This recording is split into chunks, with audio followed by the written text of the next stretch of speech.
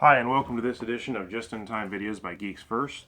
Today we will be talking about the items that are helpful to create your boxes that you produce. First on the list is premium wood glue. You can get this from Menards or Lowe's or any of your local hardware stores.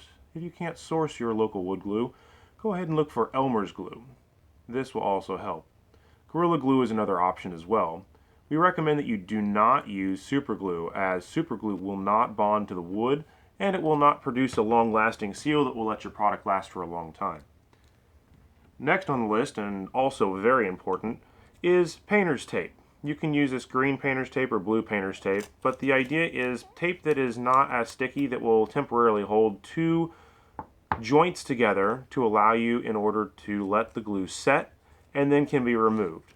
Duct tape is too aggressive, so please do not use that, as duct tape will also stick to the wood and potentially will rip it back apart and or peel layers of the wood off. We recommend using the green or blue painter's tape. You can again source these from most local hardware stores. The next item on our list is an Xacto knife. While it's not required, it can be useful in order to use an Xacto knife to pop out pieces that might be stuck during production. For instance, if we look at this plate here and there happens to be a knot, you'd be able to use the Xacto knife to carve out the section and break loose any knot or trim away any excess flak that would be left during a process of popping out the part. I'll demonstrate this at the end of the video.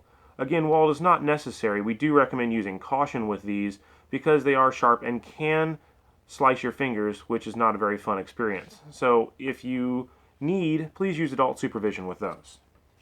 The last item would be sandpaper. In front of you is 100 grit sandpaper here. This is very aggressive and will take off a very large layer of wood at a time for each stroke. You can get lesser grit sandpaper such as 320 or 1000 grit to do more finer detail work.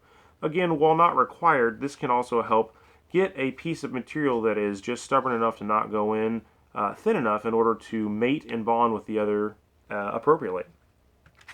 So in your plates that will be shipped, it is as simple as popping them out as you see me doing here.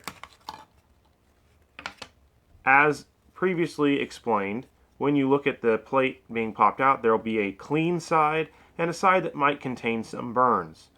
This is the side that we recommend keeping toward the inside of your box so that you have a pretty outside face. Sometimes you'll have little hairs like this. Most of them can be broken off with your finger.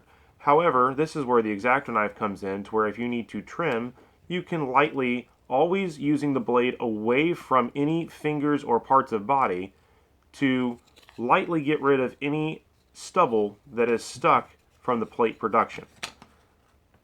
Again, you would continue to break out each individual component from your plate, as you see me doing here, and then these parts would be utilized to assemble your individual product.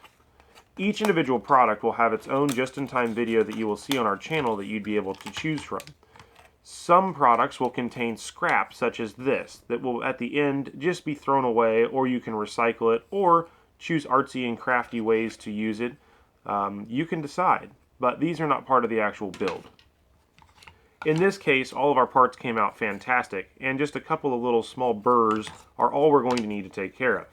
Later I'll show another video containing defects and how to fix those defects so that you don't have to worry about it, and if you do run into a problem, we'll help you. This has been a just-in-time video by Geeks First. If you have any other questions, please comment in the section below and we'll get back with you. Thank you.